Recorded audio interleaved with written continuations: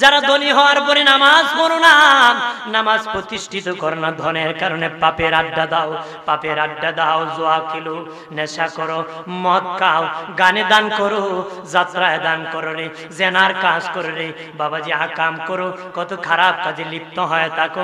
ধনী হওয়ার পরে যারা নিজে নামাজ পড়বে না, নামাজ প্রতিষ্ঠিত করবে না, কারুনের মতন কাফের ধনীর সাথে তারা জাহান্নামে থাকবে। বাবাজি কাফেরদের মধ্যে গরিব হলো উবাই ইবনে খালদ।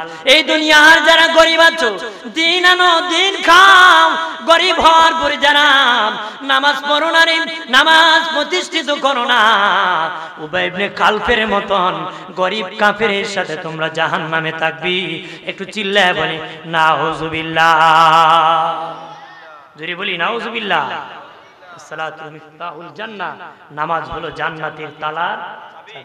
সাহাবীরা বলল নবীজি, ওগো মায়ার নবী, ইসলামের পঞ্চভিত্তি দ্বিতীয় ভিত্তি হলো নামাজ, প্রথম ভিত্তি হলো কালেমা। নবীজি কালেমা তো জান্নাতের তালার চাবি হওয়ার কথা ছিল, নামাজ কেন হলো? জবাবে নবী বললেন, বাবা নামাজই হলো জান্নাতের তালার চাবি, ইমানই হলো জান্নাতের তালার চাবি। তবে নামাজ হলো ওই চাবির দাঁত, নামাজ হলো ওই চাবির দাঁত। দাঁত ছাড়া চাবি দিয়া যেমন তালা খুলবে না, ইমান যতই মজবুত দেখাও, নামাজ না পড়লে জান্নাতের তালা খুলবে না রে। নামাজ পড়তেই হবে বাবা, নামাজ ছাড়া জান্নাতে যাওয়া যাবে না রে। নামাজ পড়তেই হবে, এটাতে কোনো মাফ কি নাই। বড় হুজুর দোয়া করুন জান্নাত দেখো, নামাজ পড়েন কোন নামাজ পড়ি না, আলাদা কাজ আছে। কি আছে? জান্নাত কি মামুর বাড়ি কইলি পাওয়া যায় নাকি? জান্নাত কামাই করে নিতে হয়, জান্নাত হাসিল করে নিতে হয়। কথা বলেন ঠিক কিনা? জোরে বলেন ঠিক কিনা? আমার প্রাণের বাবাজি রানী খেয়াল করেন ভালো করিয়া, ও প্রাণের বাবাজি, এই জন্য নামাজ বাদ দিবেন না। সালাত সালাত সালাত, নামাজ এমন একটি ইবাদত নিয়ে যাবে, নামাজ জান্নাতি। অনেক আছে নামাজ পড়ে সুদ খায়, নামাজ পড়ে ঘুষ খায়, নামাজ পড়ে মিথ্যা বিচার করে, আছে না? মসজিদে গেলে আগের কাতার, মন্দিরে গেলে সামনের কাতার, বাবা বাহির হলে শয়তানের হেডমাস্টার, আছে না? মনে করবা ওর নামাজ কবুল হয় না, যে নামাজ পুরো মিথ্যা কথা জানতে পারে না, নামাজ পড়ে মিথ্যা মামলা ছাড়তে পারে না, নামাজ পড়ে বাবা চুকুল করি ছাড়তে পারে না। এক ব্যক্তিকে ধরিয়া দিনে নবীর কাছে না হলো, নবী ও চুরিও করে নামাজ পড়ে, চুরিও করে নামাজ পড়ে। নবী বলেন ছেড়ে দাও, হয়তো নামাজ ছাড়বে না অথবা চুরি ছাড়বে। কিছুদিন পরে খবর আসলো সে চুরি ছেড়ে দিয়েছে। নবী বলেন তার নামাজ কবুল হয়ে গেছে রে। কার নামাজ কবুল হয়, কার নামাজ কবুল হয় না বুঝতে পারবা। যে নামাজ পড়ে পাপ মুক্ত জীবন গঠন করে, তার নামাজ আসমানের মালিক কবুল করে রে। যে নামাজ পড়ো আকামে লিপ্ত হয়ে থাকি, আসমানের মালিক তোর নামাজ কবুল করে না রে। কিয়ামতের দিন বহু নামাজের নামাজকে পুতলা বাঁধিয়া আল্লাহ মুখে নিক্ষেপ করবি, তার মুখে নিক্ষেপ করে বলবি তোর নামাজ তুই নিয়ে যা, আমার সন্তুষ্টির জন্য নামাজ পড়ো নাই, আমার খুশির জন্য তুমি নামাজ পড়ো না রে। নামাজ পড়বা কার খুশির জন্য? আল্লাহ মালিকের সন্তুষ্টির জন্য রে। ইমানদার নামাজ পড়বি আল্লাহকে রাজি করার জন্য, খুশি করার জন্য, লোক দেখানোর জন্য না। সেজদা দিলে আমার মালিক খুশি হয়ে যাবে। লোক দেখানোর ইবাদত করে লাভ হইব? বলেন লোক দেখানোর ইবাদত করে কোনো লাভ হবে? মানুষ দেখানো এটা আমলে কাসির, আমলে শিরিক। ওই আমল কোনো কাজে আসবে? লোক দেখানোর ইবাদত কোনো কাজে আসবে? কাজে আসবে না। এই জন্য আমল করতে হবে আল্লাহর সন্তুষ্টি, আর কাউকে দেখানোর জন্য নয়। খুশি হব কাকে? জোরে বলেন খুশি করব কাকে? নবীজি বললেন বাবা সাহাবীরা রে, বাবা সাহাবীরা তোদের সামনে কঠিন 5টা বিপদ আছে রে, তোদের সামনে কঠিন 5টা বিপদ আছে। সাহাবীরা বলে নবীজি কঠিন 5টা বিপদ কোন কোন বিপদ? নবী বলেন 1 নম্বর মরণ যন্ত্রণা, 2 নম্বর মুনকার নাকি ভয়াবহ রূপ, 3 নম্বর কবরের চাপ, 4 নম্বর মিজানের পাল্লার কাছে, 5 নম্বর ফুলসিরাতের পারে কঠিন মোকাবেলা সবাই করতে হবে। আমারও সামনে 5টা বিপদ, আপনার সামনে 5টা বিপদ আছে। সাহাবীরা বলেন নবীজি ওগো মায়ার নবী, ওই 5 বিপদ থেকে বাঁচতে কি করতে হবে গো?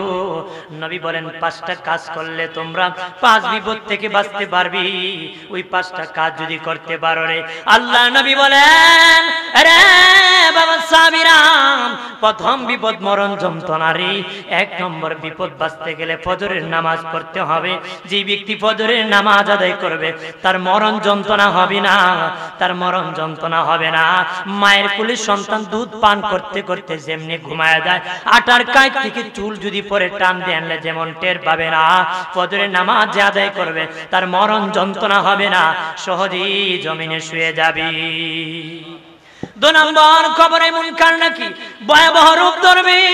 নবীজি বলেন, এ বাবা সাহাবীরা, তোমরা যদি জোহরের নামাজ আদায় করতে পারো, মুনকার নাকি ভয়াবহ রূপ ধরবে না, সহজে তোমরা প্রশ্নের উত্তর দিয়ে দিবে। 3 নম্বর বিপদ হলো কবর চাপা মারবে। ডান দিকের হাত বাম দিকে যাবে, বাম দিকের হাত ডান দিকে যাবে। পৃথিবীর কোন নবীর উম্মতের ব্যাপারে আসে নাই জাহান্নামী হয়ে কবরে ডুববে, হাসরের দিন জান্নাতি হয়ে উঠবে। কিন্তু উম্মতে মুহাম্মদীর ব্যাপারে আসছে তারা জাহান্নামী হয়ে অনেকে কবরে যাবে, হাসরের দিন জান্নাতি হয়ে হাসরের মাঠে উঠবে। তারা কারা জানেননি? গুনাহ নিয়ে কবরে গিয়েছে, কবরে দুপাশের মাটি চাপা মেরে দিবি। এমন চাপা, কেমন চাপা দিবি যে পরিমাণ চাপা দিলে জীবনের গুনাহ মাফ হয়ে যাবে, ওই পরিমাণ চাপা দিয়া জান্নাতি বানায় উঠাবে। আর এক প্রকারকে মাফ করা যাবে, নেককার আওলাদ রেখে গিয়েছে, এরকম মসজিদ বানাইছে, মাহফিল প্রতিষ্ঠিত করেছে, কবরে তাকিয়ে এই হাদিয়া সওয়াব পেয়েছে। হাসর দিন ওঠার সময় তার নেকি বেশি হয়ে যাবে, গুনাহ কমে যাবে, ও জান্নাতি হয়ে উঠে যাবে। নবীজি বলেন, আরে এই আমার বাবা সাহাবীরা, কবরের চাপ থেকে যদি বাঁচতে চাও, আসরের নামাজ তোমরা পড়বারে। যে ব্যক্তি আসরের নামাজ পড়বা তার কবর সংকীর্ণ হবে না, কবর জগৎ হয়ে যাবে। একটু চিল্লায় বলি সুবহানাল্লাহ। 4 নম্বর বিপদ, মিজানের পাল্লার কাছে নেকি বদি ওজন হবে, নেকি বদি ওজন হবে রে, নেকি বদি ওজন হবে। কারণ সামান্য নেকি যদি কম হয় জাহান্নামে যেতে হবে, জাহান্নামে যেতে হবে। মায়ের নবী বলেন, মিজান যদি ভারী করতে চাও তোমরা মাগরিবের নামাজ পড়বা। মাগরিবের নামাজ পড়লে তোদের নেকির পাল্লা ভারী হয়ে যাবে, জান্নাতের মেহমান হয়ে যাবে। 5 নম্বর বিপদ, নবী বলেন, আবুসা হতে অন্ধকার হবে, তলোয়ার হতে দাঁড়ানো হবে, চুল হতে চিকন হবে, একটা ফুলসিরাতের রাস্তা হবে রে, ওই রাস্তা অতিক্রম করতে হবে। এটা কঠিন বিপদ আমার উম্মতের সামনে আছে, ওই বিপদের মোকাবেলা করতে হবে রে বাবা সাহাবীরা। কেউ হামাগুড়িতে যাবে, কেউ ঘোড়ার দৌড়ে নিয়ে যাবে, কেউ বিজলির আকারে যাবে। রাস্তা একটা ঠিক, কিন্তু গতি হবে কয়েকটা। কেউ বিজলির আকারে যাবে, কেউ ঘোড়ার দৌড়ে নিয়ে যাবে, কেউ বাবা হামাগুড়িতে। কেন 3টা হবে গতি? শুনে রাখেন বাবাজি, বাবা আমার হাতের লাইট যদি 3 হাত দেখা যায়, আমি 3 হাত দেখে দৌড় দিতে হবে। আমার পাওয়ার যত, দৌড়ের গতি তত, আমার লাইটের পাওয়ার যত, আমার দৌড়ের গতি তত হবে রে। আর ফুলসিরাতের ঘাটে আমল যার যত বেশি রে, তার লাইটের পাওয়ার তত বেশি হবে, তার দৌড়ের গতি তত বেশি হবে রে। যার আমল যত বেশি তার লাইটের পাওয়ার তত বেশি, যার লাইটের পাওয়ার যত বেশি তার দৌড়ের গতি তত বেশি হবে রে, দৌড়ের গতি তত বেশি হবে। আমলে যারা 1st ক্লাস, যারা বিজলির আকারে জান্নাতে যাবে। আমলে যারা 2nd ক্লাস, তারা ঘোড়ার দৌড়ে নিয়ে জান্নাতে যাবে। আমলে যারা 3rd ক্লাস, তারা হামাগুড়ি দিয়া জান্নাতে যাবে রে। নবী বলেন, বাবা সাহাবীরা, যদি তোমরা ফুলসিরাত পার হতে চাও, তোমরা সারে নামাজ আদায় করবা, তাহলে ফুলসিরাত তোদের জন্য বিশাল ফুল হয়ে যাবে, আলু হয়ে যাবে, তোরা সহজে জান্নাতের মেহমান হয়ে যাবি। জোরে বলি সুবহানাল্লাহ। আমার প্রাণের বাবা দিনারে, 5 ওয়াক্ত নামাজ কোন নবীর উম্মত একত্রে পড়ে নাই, কোন নবীও একত্রে পড়ে নাই, আমাদেরকে দিয়েছেন। বাবা ফজরের নামাজ এক এক নবী এক এক ওয়াক্ত নামাজ পড়েছিলেন। আদম নবীর দোয়া যখন 350 বছর পরে কবুল হয়েছিল বাবা, ওই সময় ফজরের সময় ছিল। আদম নবী শুকরিয়াতান 2 রাকাত নামাজ পড়েছিলেন। আল্লাহ কো, আমার আদম 2 রাকাত নামাজ পড়েছে, আমি আল্লাহ ফজরের 2 রাকাতকে ফরজ করে দিয়েছি। জোরে বলি সুবহানাল্লাহ। ইব্রাহিম নবী আগুন থেকে যখন মুক্তি পেয়েছিলেন বাবা, ওই সময় ছিল জোহরের সময়। মুক্তি পাওয়ার পরে ইব্রাহিম নবী 4 রাকাত শুকরিয়াতার নামাজ আদায় করেছেন। আল্লাহ আগুন থেকে মুক্তি দিয়েছো, ও মালিক আমি 4 রাকাত নামাজ শুকরিয়া আদায় করতেছি। আল্লাহ বলেন আমার ইব্রাহিম 4 রাকাত নামাজ শুকরিয়া আদায় করেছে, আমি জোহরের নামাজ 4 রাকাত ফরজ করে দিলাম। নূহ নবীর নৌকা বন্যা হয়েছিল, ওনার নৌকা জমিনে যেদিন লেগেছিল, পানি যেদিন শুকায় গিয়েছিল, ওই সময় ছিল আসরের সময়। উনি শুকরিয়াতান 4 রাকাত নামাজ পড়েছিলেন। আল্লাহ কামান নূহ 4 রাকাত পড়েছি, আমি 4 রাকাতকে ফরজ করে দিলাম। আসরের পরে দাউদ নবী দোয়া কবুলের জন্য কান্না শুরু করে দিয়েছেন। কাঁদতে কাঁদতে মাগরিবের সময় খুশখবরি আসছে, ও দাউদ তোমার মুনাজাত আমি কবুল করেছি। উনি শুকরিয়াতান মাগরিবের সময় 4 রাকাত নামাজ নিয়ত করে নামাজ শুরু করছেন। 3 রাকাত নামাজ শেষ করে বেহুশ হয়ে দাউদ নবী জমিনে পড়ে গেছেন। 4 রাকাত পড়তে পারেন নাই, 3 রাকাত পড়ে বেহুশ হয়ে পড়ে গেছেন। আল্লাহ বলেন আমার দাউদ 3 রাকাত পড়িয়া বেহুশ হয়ে পড়ে গেছি, আমি আল্লাহ মাগরিবের নামাজ 3 রাকাত ফরজ করে দিলাম। আল্লাহ বলেন হাবিব এশারের নামাজ কোন নবী পড়ে নাই গো, আপনার উম্মতকে এশারের নামাজ উপহার দিয়ে আমি আপনার উম্মতের শান বাড়ায় দিলাম। আর জোরে বলি উম্মতের শান বাড়ায় দিলাম, ইজ্জত বাড়ায় দিলাম। বিশেষ করে আসর আর ফজর কি শক্ত করে ধরার কথা বলেছে বাবাজি। আসরের সময় ফেরেশতা নাজিল হয়, যারা আসরে আসে ফজরে চলে যায়, যারা ফজরে আসে আসরে চলে যায় রে বাবাজি। যখন ফেরেশতা চলে যায় আল্লাহ বলেন আমার বান্দা বান্দি কি করে? ফেরেশতারা বলে আল্লাহ নামাজে দেখে আসছি, যায় দেখছি নামাজে। ফেরেশতারা তোরা সাক্ষী থাক, আমার যে সমস্ত বান্দা বান্দি কি নামাজে দেখে আসতো আমি তাদের জীবনের গুনাহ মাফ করে দিছি। আবার কারো ফেরেশতায় কয় দেখেছি জুয়া মারে, কেউ খুব আড্ডা দিতেছে, কেউ জেনা করতেছে, কেউ খুব চাপা মারতেছে দোকানে বসে বসে। কথা হয় না, চাপা বাজ আছে না? তাহলে বলেন আল্লাহ মাফ করবো না? গুনাহ লেখা হইবে, আর গুনাহ লেখা হবে। এই দুই একটু নামাজ যার ঠিক হবে সব নামাজ ঠিক হয়ে যায়। সুবহানাল্লাহ বলি। আমার প্রাণের বাবাজি রানী খেয়াল করেন ভালো করিয়া, ও প্রাণের বাবাজি মসজিদের সাথে ভালোবাসার সম্পর্ক লাগাবেন বাবাজি। হাসরের মাটি এই মসজিদ নৌকা হয়ে যাবে, কিস্তি হয়ে যাবে রে। এই দুনিয়ার যারা প্যাসেঞ্জার হবে কিয়ামতের দিন তারাই প্যাসেঞ্জার হবে। দুনিয়ার মসজিদের সাথে যারা সম্পর্ক রাখে নাই কিয়ামতের দিন তাদের সাথে মসজিদ সম্পর্ক রাখবে না রে।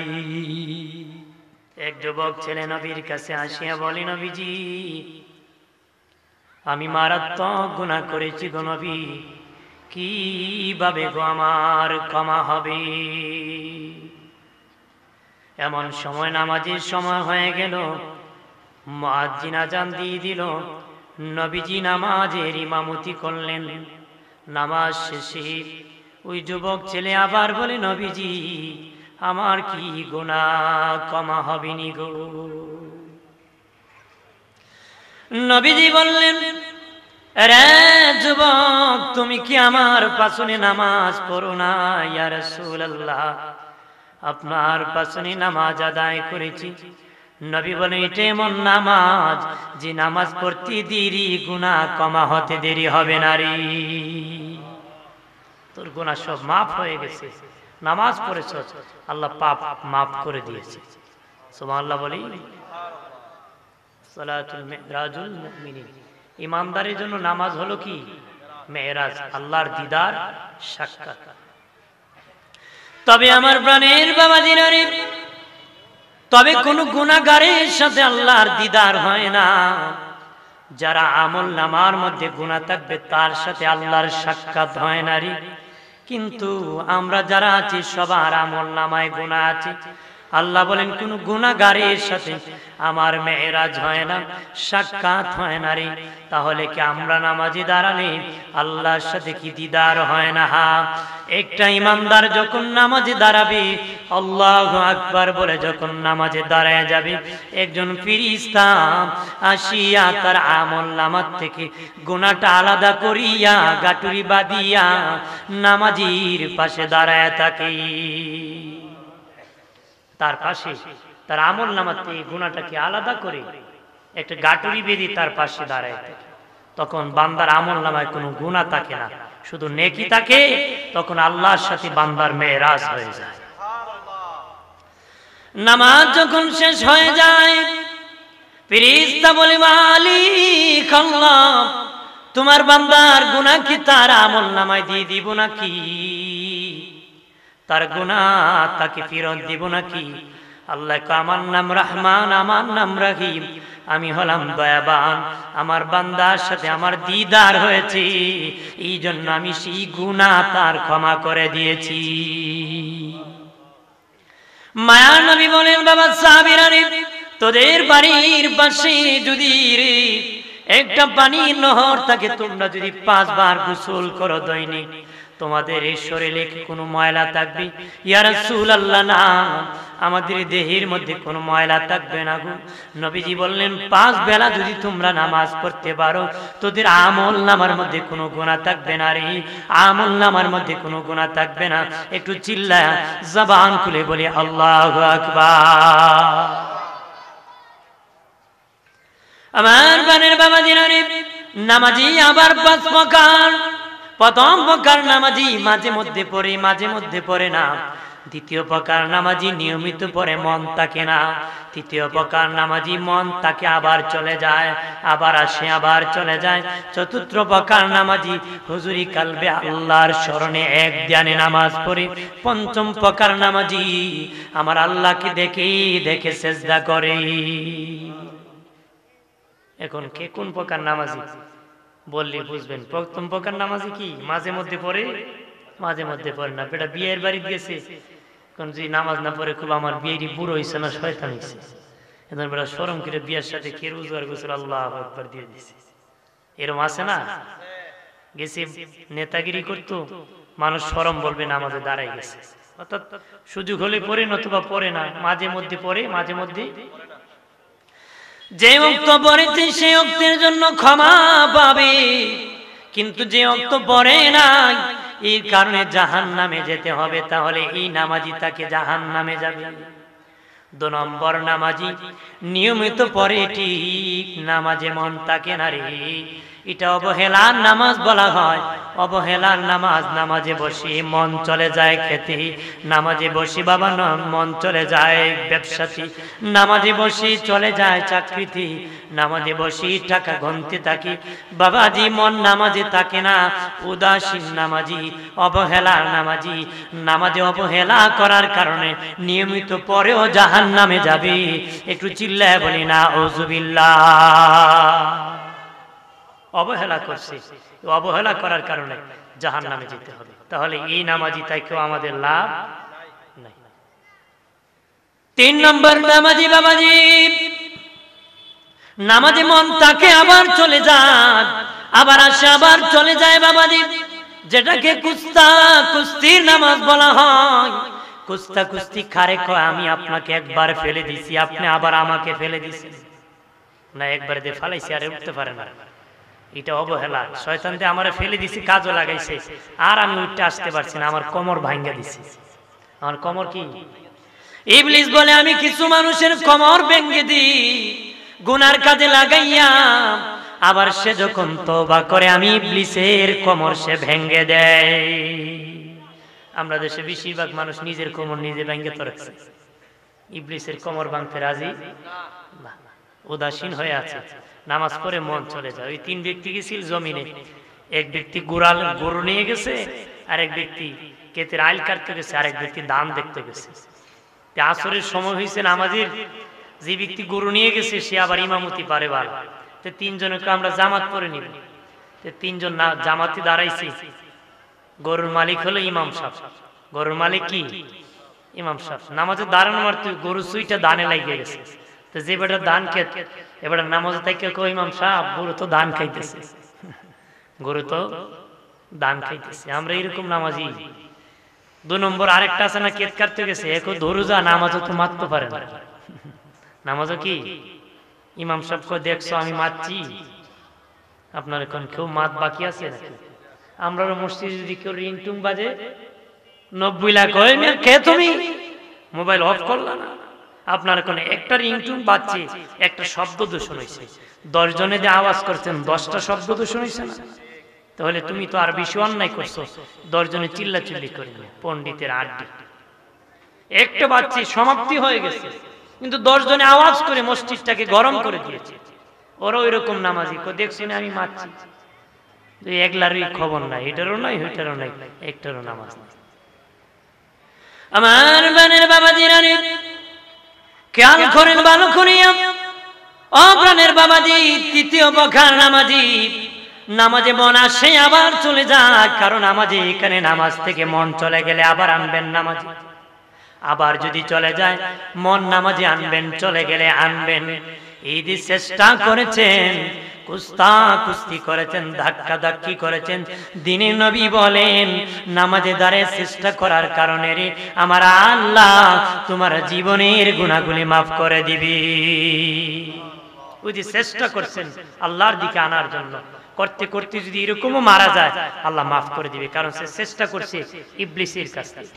ইমাম গাজ্জালী রাহমাতুল্লাহ আলাইহি সুন্দরভাবে উদাহরণ দিয়া বলেন, আপনি যদি কারো বাড়িতে যান মেহমানদারি করতে, ওই বাড়ির মালিক একটা কুকুর লালন পালন করছে, আপনি যখন মেহমান হয়ে তার বাড়িতে যাবেন, তার বাড়ির কুকুর আপনার দিকে আক্রমণ করতে আসবে, তখন আপনি বলবেন ও মালিক তোমার কুকুর তুমি সামলাও। মালিক যখন কুকুরকে ধমক দিবে তখন কুকুর নীরব হয়ে যাবে, আমি সম্ভব হবে না যে কুকুরকে লালন পালন করছে তে আটকানো সম্ভব হবে। ইমাম গাজ্জালী রাহমাতুল্লাহ আলাইহি বলেন, সারা দুনিয়া মিলে হলো একটা বাড়ি, ওই বাড়ির মালিক হলেন আমার আল্লাহ, ওই বাড়িতে একটা কুকুর পালে, এটা হলো ইবলিস। ইবলিসকে আল্লাহ লালন পালন করে, ওই ইবলিসকে কে আটকাতে পারবে? আল্লাহ আটকাতে পারবে। যখন তুমি কাজ কামরায় ঢুকবা, মসজিদে নামাজে ঢুকবা, ইবলিসের কাছ থেকে বাঁচার জন্য আল্লাহর কাছে পানা যাবা, ও মালিক ওই ইবলিসের ধোঁকা থেকে আমাকে রক্ষা করো। আউযু বিল্লাহি মিনাশ শাইতানির রাজীম। আমি আশ্রয় চেয়েছি বিতাড়িত শয়তান হতে। কে থেকে বিতাড়িত? জান্নাত থেকে বিতাড়িত। আমি আশ্রয় চেয়েছি, পানা চাইতেছি মালিক বিতাড়িত শয়তান থেকে। কিসের থেকে বিতাড়িত বাবা? তাফসীরের কিতাবে এসেছে ইবলিস 9 লক্ষ বছর ইবাদত করেছে রে, ফেরেশতাদের সরদার হয়েছে, তার আলোচনা শুনলে পর্যন্ত ফেরেশতারা ক্রন্দন করত, কান্না করত, কিন্তু বাবা এত ইবাদতকারী শেষ মুহূর্ত আল্লাহর কাছে ধরা খাইছে, ঈমান নাই, ধরা খাইছে, ঈমান নাই। 9 লক্ষ বছর ইবাদতের কোনো মূল্য রইল না রে। এই জন্য ইবলিসের কাছ থেকে আল্লাহর কাছে পানা, আল্লাহই সম্ভব ইবলিসকে আটকানো। কথা বলেন ঠিক কি না? আমার বানের বাবাজিরা রে, ও বাবাজি, 4 নম্বর নামাজি হলো এক ধ্যানে নামাজ পড়বে। নবীজি বলেন, যেই ব্যক্তি চেষ্টা করলো ইবলিস বলে সে তো আমার সাথে কুস্তি চালায় গেছে, এই মেহনত করার পর আল্লাহ তারে মাফ করে দিবে, তাহলে তার সাথে আমার তাই লাভ নাই, দূর হয়ে যাবে। তখন ওই লোকটা 4 নম্বর নামাজি হয়ে যাবে, আর তার মন নামাজ থেকে যাবে না রে। এক ধ্যানে এক কালে হুজুরি কালবে সে নামাজ আদায় করবি। জোরে বলি সুবহানাল্লাহ। এই পর্যন্ত আমাদের নামাজ। 5 নম্বরটা হলো সালাতুল আম্বিয়া, নবীদের নামাজ। নবীরা আল্লাহকে দেখে দেখে সিজদা করতেন। সুবহানাল্লাহ বলি। 5 নম্বর নামাজি কি? নবীদের নামাজ। নবীরা আল্লাহকে দেখে দেখে নামাজ পড়তেন। সুবহানাল্লাহ বলি। তারা রওজা গিয়ে নামাজ পড়তেছে। নবীজি বলেন, আমি মেরাজে যখন গিয়েছি দেখতে পেয়েছি মুসা নবী তার কবরে দাঁড়ায় নামাজ পড়তেছে, আল্লাহর দিদারে আছি। একটু চিল্লায় বলে আল্লাহু আকবার। আমার বানের বাবাজিরা রে, যারা নামাজ পড়বে, নামাজ প্রতিষ্ঠিত করবে, তারা 4 জন সাহাবীর সাথে জান্নাতে থাকবে রে। যারা নামাজ পড়বে, নামাজ প্রতিষ্ঠিত করবে, তারা 4 জন সাহাবীর সাথে জান্নাতে থাকবে। যারা মুসলমান হওয়ার পরে নামাজ পড়বে না, নামাজ প্রতিষ্ঠিত করবে না, তারা 4 জন কাফেরের সাথে জাহান্নামে থাকবে। একটু চিল্লায় বলে নাউযুবিল্লাহ। আল্লাহর নবী বিদায়ের পরে প্রথম বাদশা হলেন আবু বকর সিদ্দিক রাদিয়াল্লাহু তাআলা আনহু। প্রথম বাদশা হলেন আবু বকর সিদ্দিক। এই দুনিয়ার মুসলিম বাদশা হওয়ার পরে নিজে নামাজ যদি পড়ে আর রাষ্ট্রের মধ্যে নামাজ প্রতিষ্ঠিত করে, নিজে নামাজ পড়ে রাষ্ট্রের মধ্যে নামাজ প্রতিষ্ঠিত করে, ওই বাদশা ইমানদার বাদশা নামাজ প্রতিষ্ঠিত করার কারণে আবু বকর সিদ্দিকের মতন বাদশা সাহাবীর সাথে জান্নাতে থাকবে। আমরা কয় গান প্রতিষ্ঠিত করবে, সিনেমা প্রতিষ্ঠিত করবে, ন্যায়ের নামে সব অন্যায় প্রতিষ্ঠিত করবে।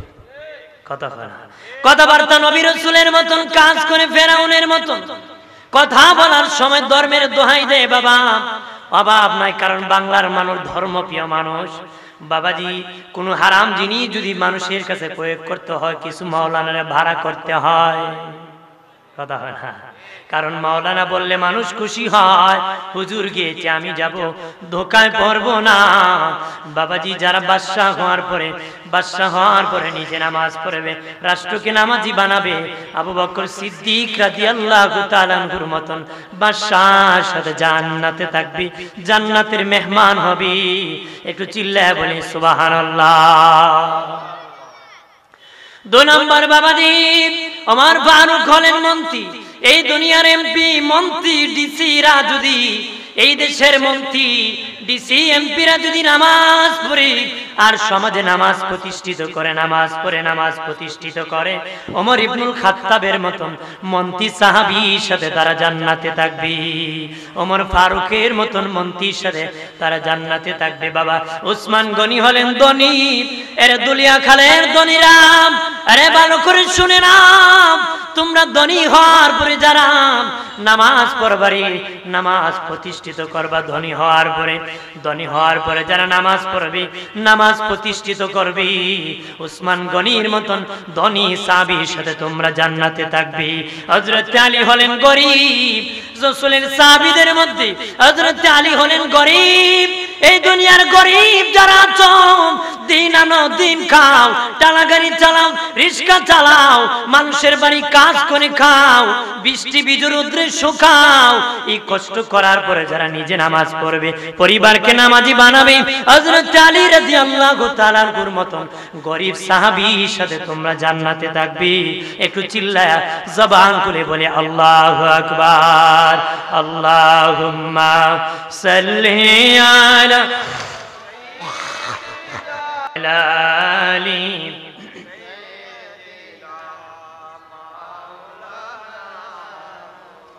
মক্কা থেকে উঠে রবি মদিনাতে ডুবে যায়, মক্কাবাসী চিনল না যাহাকে, মদিনাবাসী সালাম জানায় আল্লাহুম্মা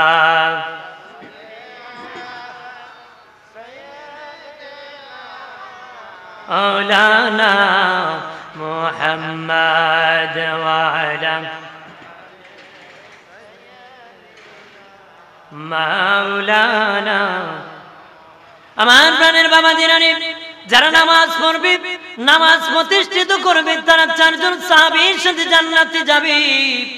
আর যারা মুসলিম হওয়ার পরে নামাজ পড়বে না, নামাজ প্রতিষ্ঠিত করবে না রে, তারা 4 জন কাফেরের সাথে জাহান্নামে থাকবে।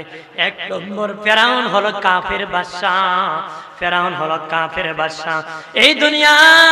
এই দুনিয়ার মুসলিম বাদশা হওয়ার পরে যারা নিজে নামাজ পড়বে না, রাষ্ট্রের মধ্যে নামাজ প্রতিষ্ঠিত করবে না, ফেরাউনের মতন কাফের বাদশার সাথে জাহান্নামে থাকবি। চিল্লায় বলি নাউযুবিল্লাহ। বাবাজি, হামান হলো মন্ত্রী, হামান হলো মন্ত্রী।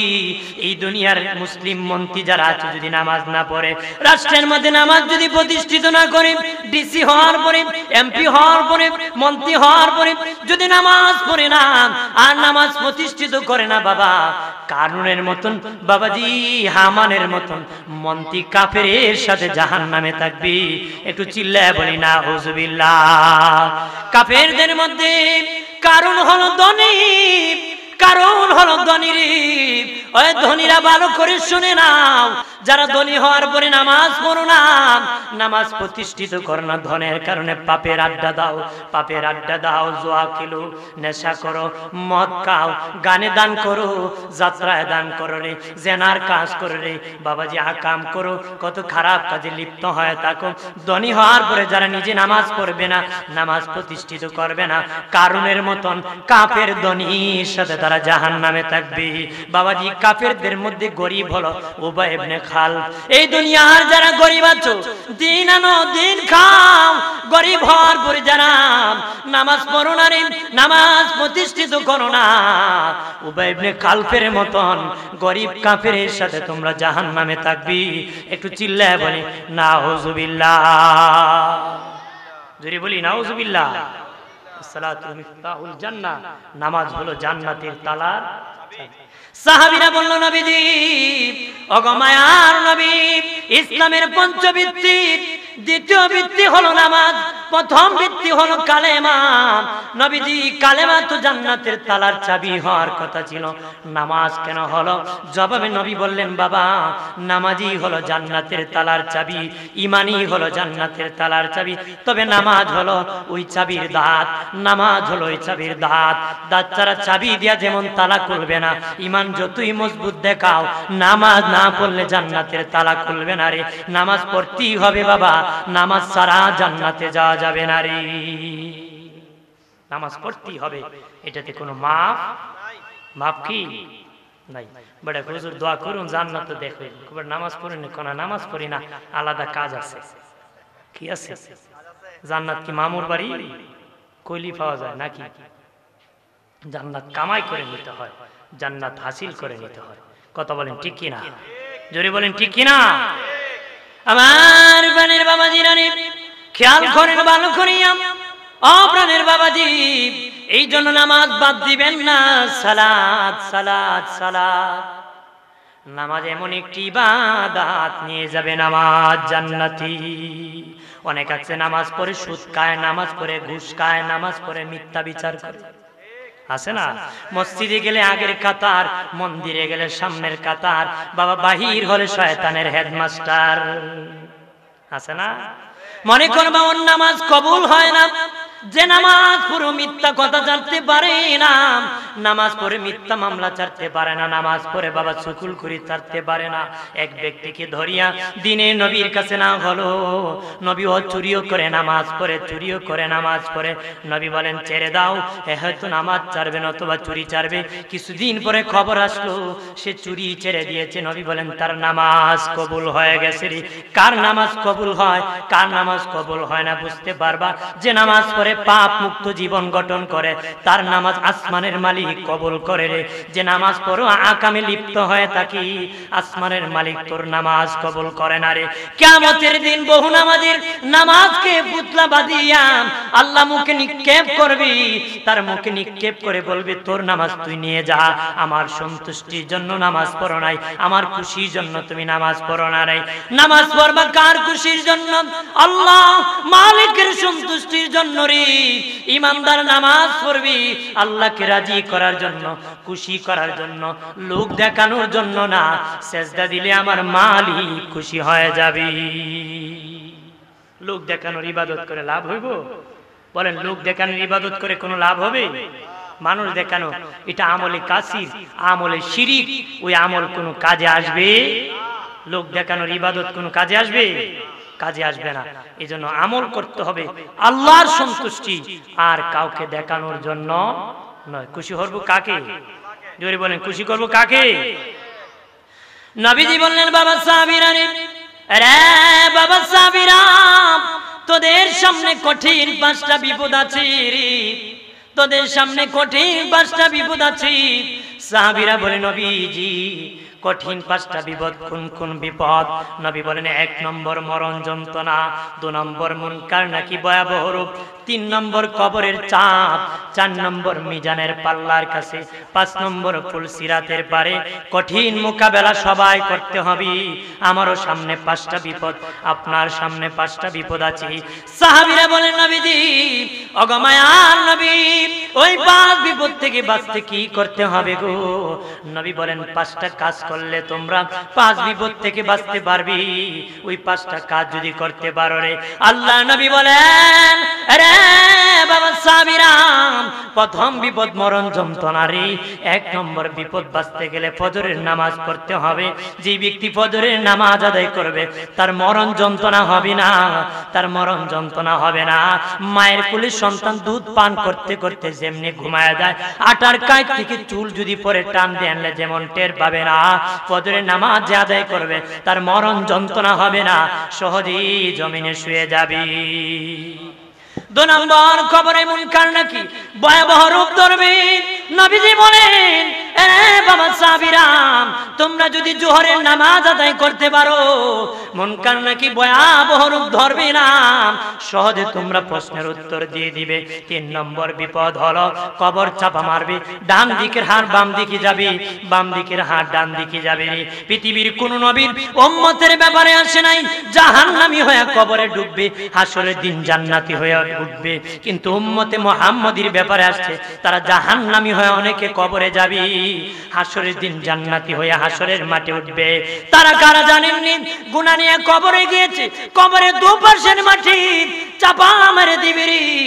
এমন চাপা, কেমন চাপা দিবি যে পরিমাণ চাপা দিলে জীবনের গুনাহ মাফ হয়ে যাবে, ওই পরিমাণ চাপা দিয়া জান্নাতি বানায় উঠাবে। আর এক প্রকারকে মাফ করা যাবে, নেককার আওলাদ রেখে গিয়েছে, এরকম মসজিদ বানাইছে, মাহফিল প্রতিষ্ঠিত করেছে, কবরে তাকিয়ে এই হাদিয়া সওয়াব পেয়েছে। হাসর দিন ওঠার সময় তার নেকি বেশি হয়ে যাবে, গুনাহ কমে যাবে, ও জান্নাতি হয়ে উঠে যাবে। নবীজি বলেন আরে এই আমার বাবা সাহাবীরা, কবরের চাপ থেকে যদি বাঁচতে চাও আসরের নামাজ তোমরা পড়বারে। যে ব্যক্তি আসরের নামাজ পড়বা তার কবর সংকীর্ণ হবে না, কবর জগৎ হয়ে যাবে। একটু চিল্লায় বলি সুবহানাল্লাহ। 4 নম্বর বিপদ, মিজানের পাল্লার কাছে নেকি বুদ্ধি ওজন হবে, নেকি বুদ্ধি ওজন হবে রে, নেকি বুদ্ধি ওজন হবে। কারণ সামান্য নেকি যদি কম হয় জাহান্নামে যেতে হবে, জাহান্নামে যেতে হবে। মায়ের নবী বলেন মিজান যদি ভারী করতে চাও তোমরা মাগরিবের নামাজ পড়বা। মাগরিবের নামাজ পড়লে তোদের নেকির পাল্লা ভারী হয়ে যাবে, জান্নাতের মেহমান হয়ে যাবে। 5 নম্বর বিপদ, নবী বলেন আবুসা হতে অন্ধকার হবে, তলোয়ার হতে দাঁড়ানো হবে, চুল হতে চিকন হবে, একটা ফুলসিরাতের রাস্তা হবে রে, ওই রাস্তা অতিক্রম করতে হবে। এটা কঠিন বিপদ আমার উম্মতের সামনে আছে, ওই বিপদের মোকাবেলা করতে হবে রে বাবা সাহাবীরা। কেউ হামাগুড়িতে যাবে, কেউ ঘোড়ার দৌড়ে নিয়ে যাবে, কেউ বিজলির আকারে যাবে। রাস্তা একটা ঠিক কিন্তু গতি হবে কয়েকটা, কেউ বিজলির আকারে যাবে, কেউ ঘোড়ার দৌড়ে নিয়ে যাবে, কেউ বাবা হামাগুড়িতে। কেন 3টা হবে গতি? শুনে রাখেন বাবাজি, বাবা আমার হাতের লাইট যদি 3 হাত দেখা যায় আমি 3 হাত দেখে দৌড় দিতে হবে। আমার পাওয়ার যত দৌড়ের গতি তত, আমার লাইটের পাওয়ার যত আমার দৌড়ের গতি তত হবে রে। আর ফুলসিরাতের ঘাটে আমল যার যত বেশি রে, তার লাইটের পাওয়ার তত বেশি হবে, তার দৌড়ের গতি তত বেশি হবে রে। যার আমল যত বেশি তার লাইটের পাওয়ার তত বেশি, যার লাইটের পাওয়ার যত বেশি তার দৌড়ের গতি তত বেশি হবে রে, দৌড়ের গতি তত বেশি হবে। আমলে যারা 1st ক্লাস তারা বিজলির আকারে জান্নাতে যাবে, আমলে যারা 2nd ক্লাস তারা ঘোড়ার দৌড়ে নিয়ে জান্নাতে যাবে, আমলে যারা 3rd ক্লাস তারা হামাগুড়ি দিয়া জান্নাতে যাবে রে। নবী বলেন বাবা সাহাবীরা, যদি তোমরা ফুলসিরাত পার হতে চাও তোমরা সারে নামাজ আদায় করবা, তাহলে ফুলসিরাত তোদের জন্য বিশাল ফুল হয়ে যাবে, আলু হয়ে যাবে, তোরা সহজে জান্নাতের মেহমান হয়ে যাবি। জোরে বলি সুবহানাল্লাহ। আমার প্রাণের বাবা দিনারে 5 ওয়াক্ত নামাজ কোন নবীর উম্মত একত্রে পড়ে নাই, কোন নবীও একত্রে পড়ে নাই, আমাদেরকে দিয়েছেন। বাবা ফজরের নামাজ এক এক নবী এক এক ওয়াক্ত নামাজ পড়েছিলেন। আদম নবীর দোয়া যখন 350 বছর পরে কবুল হয়েছিল বাবা, ওই সময় ফজরের সময় ছিল, আদম নবী শুকরিয়াতান 2 রাকাত নামাজ পড়েছিলেন। আল্লাহ কো আমার আদম 2 রাকাত নামাজ পড়েছি, আমি আল্লাহ ফজরের 2 রাকাতকে ফরজ করে দিয়েছি। জোরে বলি সুবহানাল্লাহ। ইব্রাহিম নবী আগুন থেকে যখন মুক্তি পেয়েছিলেন বাবা, ওই সময় ছিল জোহরের সময়। মুক্তি পাওয়ার পরে ইব্রাহিম নবী 4 রাকাত শুকরিয়াতার নামাজ আদায় করেছেন। আল্লাহ আগুন থেকে মুক্তি দিয়েছো, ও মালিক আমি 4 রাকাত নামাজ শুকরিয়া আদায় করতেছি। আল্লাহ বলেন আমার ইব্রাহিম 4 রাকাত নামাজ শুকরিয়া আদায় করেছে, আমি জোহরের নামাজ 4 রাকাত ফরজ করে দিলাম। নূহ নবীর নৌকা বন্যা হয়েছিল, ওনার নৌকা জমিনে যেদিন লেগেছিল, পানি যেদিন শুকায় গিয়েছিল, ওই সময় ছিল আসরের সময়। উনি শুকরিয়াতান 4 রাকাত নামাজ পড়েছিলেন। আল্লাহ কামান নূহ 4 রাকাত পড়েছি, আমি 4 রাকাতকে ফরজ করে দিলাম। আসরের পরে দাউদ নবী দোয়া কবুলের জন্য কান্না শুরু করে দিয়েছেন। কাঁদতে কাঁদতে মাগরিবের সময় খুশখবরি আসছে, ও দাউদ তোমার মুনাজাত আমি কবুল করেছি।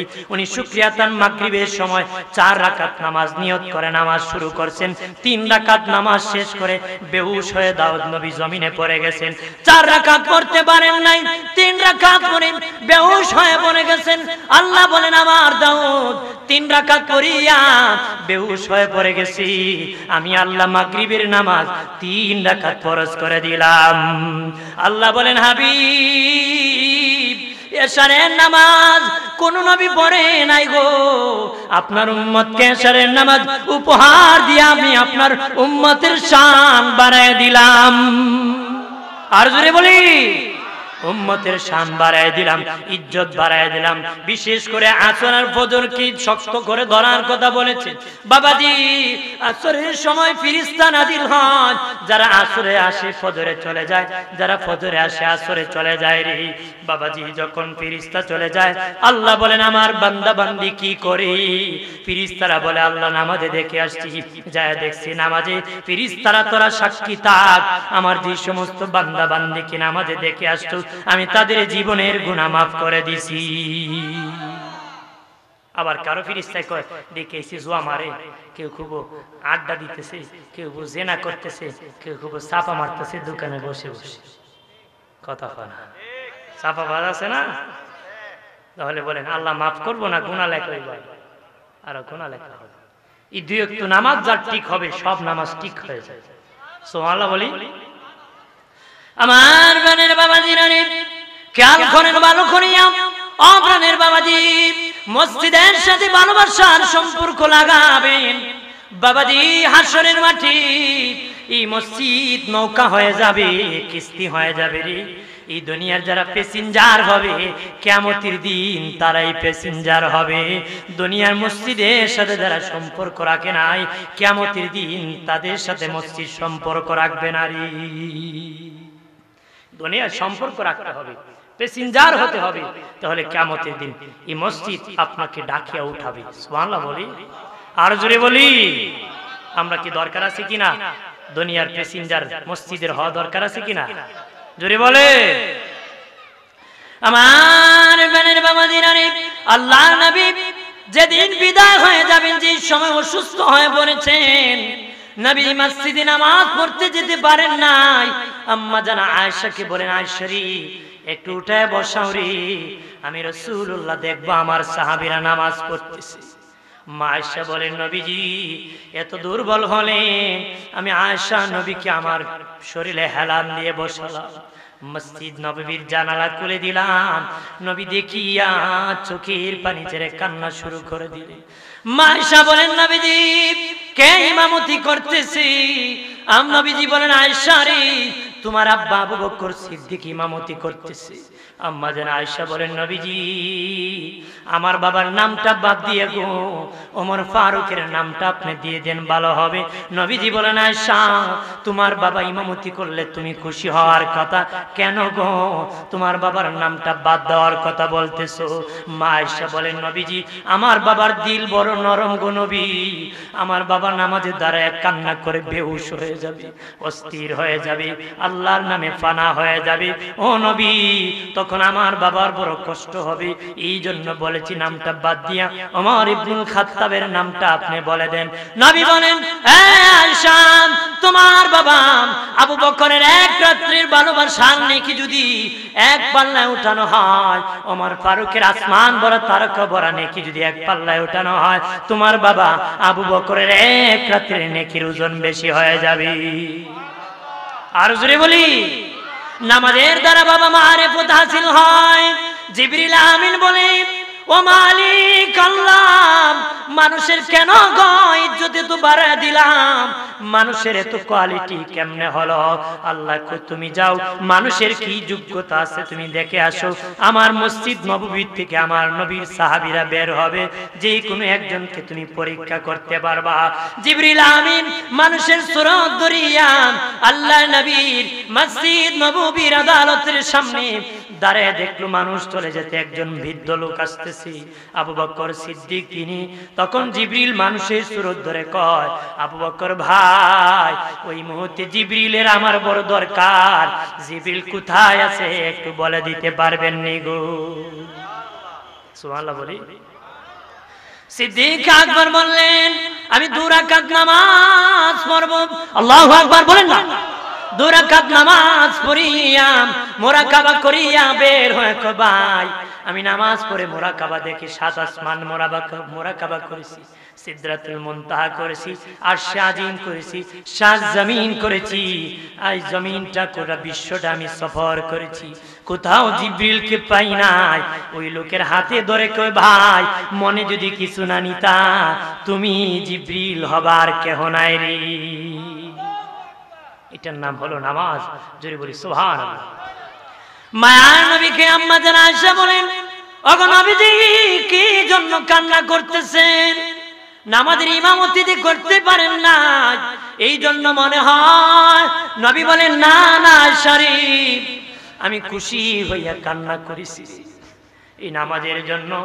ওরে আয়েশা, কত কষ্ট করেছি, কত মেহনত করেছি রে আয়েশা, এই নামাজের জন্য আমি কত কষ্ট করেছি।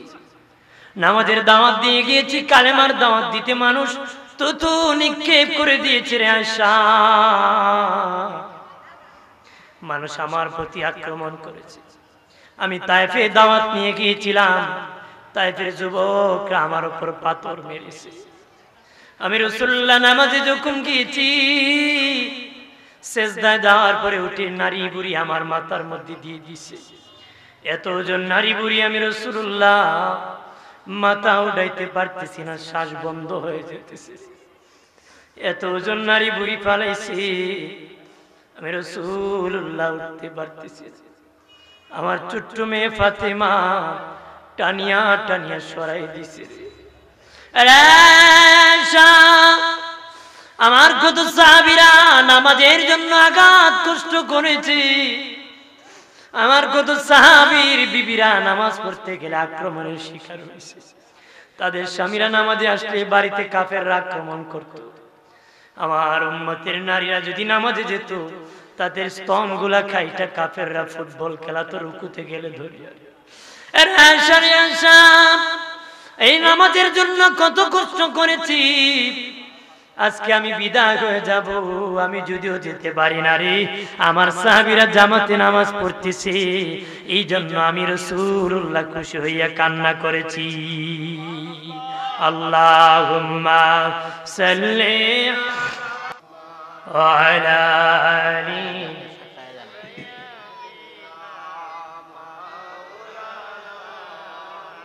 কবে জানি ঢাকা শিবির এই বাড়ি ঘর চারিতে,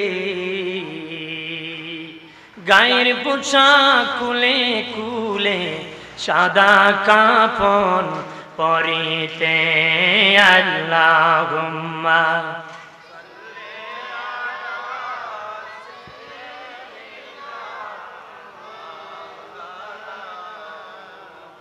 ওয়া আলা আলি।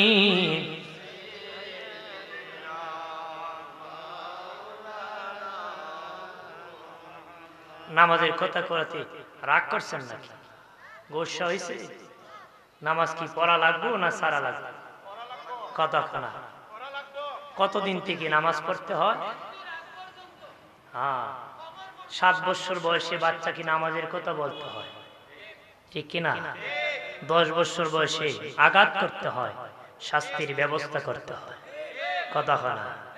আমার দেশের বাপ এখন শাস্তি দেখো, নামাজও গেলে কেন তুমি পড়তে মাস্টার বসা। কথা হয় না? চলে কি না? বাবাকে যদি বলো বাবা তুমি নামাজ পড়ো কেন, কো জাহান্নামের আগুন থেকে বাঁচাবো।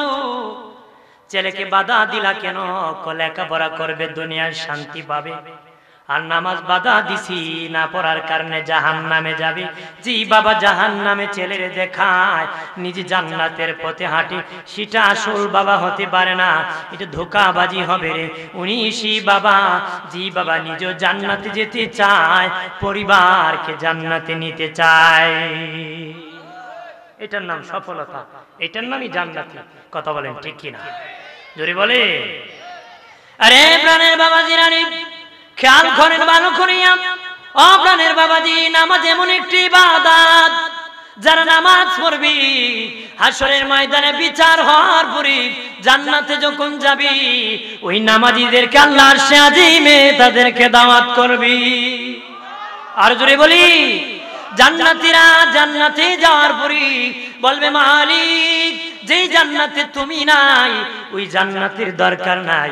আল্লাহ তখন বাবা এলান করে দিবে, তোরা যদি আল্লাহকে দেখতে চাও জান্নাতের মেইন গেটের দরজায় চলে যাও। তারা সেখানে বিশাল বড় স্টেজ দেখবে, প্যান্ডেল থাকবে, সেখানের সভাপতি হবেন আল্লাহ, প্রধান অতিথি হবেন আমাদের নবী, সভাপতি হবেন বাবাজি, বিশেষ অতিথি হবেন সব নবীগণ।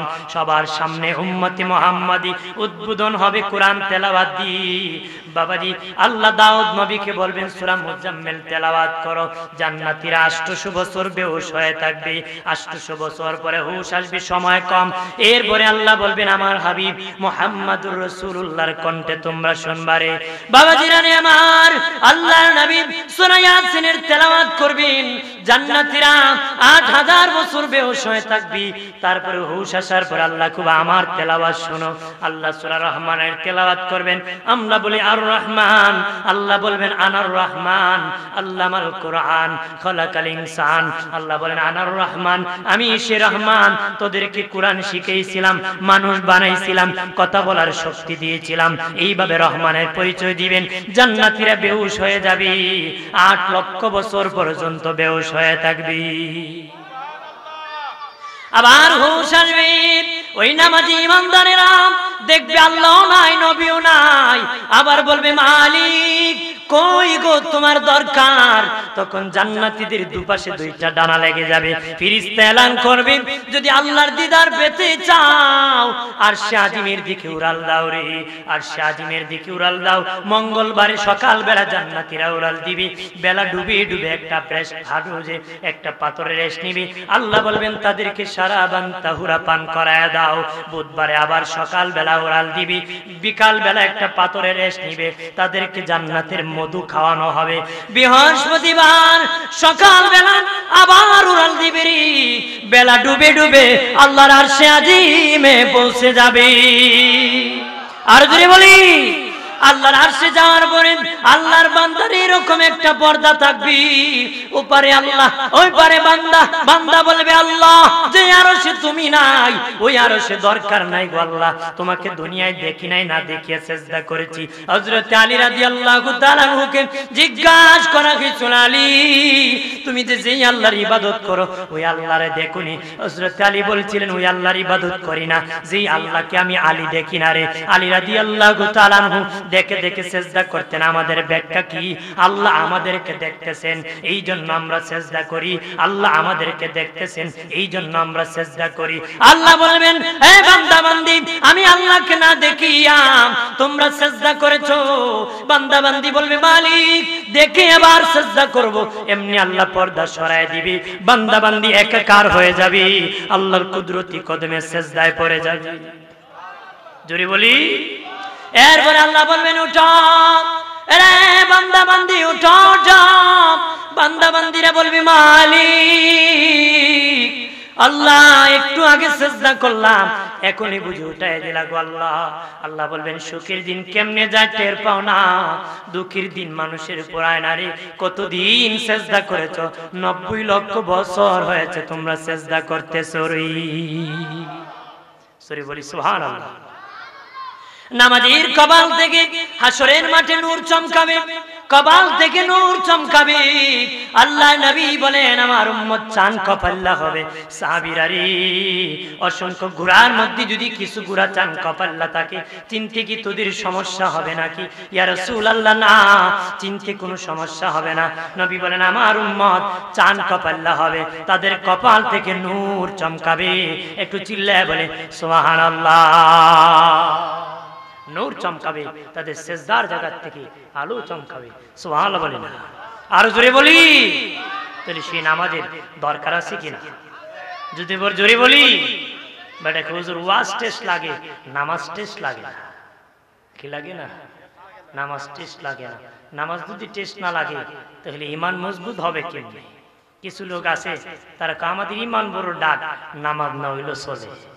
আপনার কোন নামাজ না ছাড়া জান্নাতে যাওয়া যাবে? কথা বলেন না। আরে লেখাপড়া করলে মাস্টারি আশা করা যায়, হতে পারে না হতে পারে। ইবাদত করে জান্নাতের আশা করা যায় যদি আল্লাহ দয়া করে, নবী সুপারিশ করে। কথা বলেন, কিন্তু কাজ করতে হবে তো। কথা বলেন ঠিক কি না? জোরে বলেন ঠিক কি না? এজন্য নামাজ ছাড়া যাবে? নামাজ পড়তে হবে, নামাজ বাধ্যতামূলক। অবশ্যই আল্লাহ বলেন কাদ আফলাহাল মুমিনুন, ঈমানদারের নাজাত হয়ে গেছে।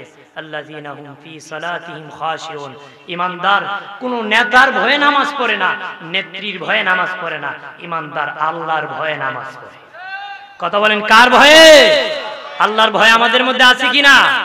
দুনিয়ার মানুষ ভয় করে যার লাঠি আছে, অস্ত্র আছে, শূন্য আছে তারে। আল্লাহর যদি কই আল্লাহ তোমার কি শূন্য আছে নাকি, লাঠি আছে নাকি, তোমাকে ভয় দিয়ে করব? আল্লাহ বলেন আমার সব আছে, আমাকে ভয় করো। আমার ধরা শক্ত ধরা, আমার ধরা কি শক্ত ধরা। আমার কথাবার্তা কষ্ট পেলে কমার দৃষ্টি দেখবেন, আমার জন্য দোয়া করবেন। আমি সকলের কাছে বিশেষ করে স্মরণ করতেছি আপনাদেরই কৃতি সন্তান, হবিগঞ্জের গৌরব ছিলেন আল্লামা মুফতি সরওয়ার ফেরদৌস খান রহমতুল্লাহ আলাইহি। গত বছর ছিলেন, কিন্তু এই বছর কবরের বাসিন্দা। কথা বলেন ঠিক কিনা? আল্লাহ হুজুরের কবরকে উচ্চ মাকামে জান্নাতে পৌঁছাক, বলি আমিন। জোরে বলি আমিন। আমাদের জন্য, হুজুরের জন্য, সকলের জন্য দোয়া করবেন। মসজিদকে ভালোবাসবেন, মাহফিলকে ভালোবাসবেন, মাদ্রাসাগুলোকে ভালোবাসবেন, এগুলা ধরে রাখবেন। আল্লাহ আমাদের সকলকে কবুল করুক। আশা ব্যক্ত করে শেষ করলাম। আসসালামু আলাইকুম ওয়া রাহমাতুল্লাহি ওয়া বারাকাতুহু।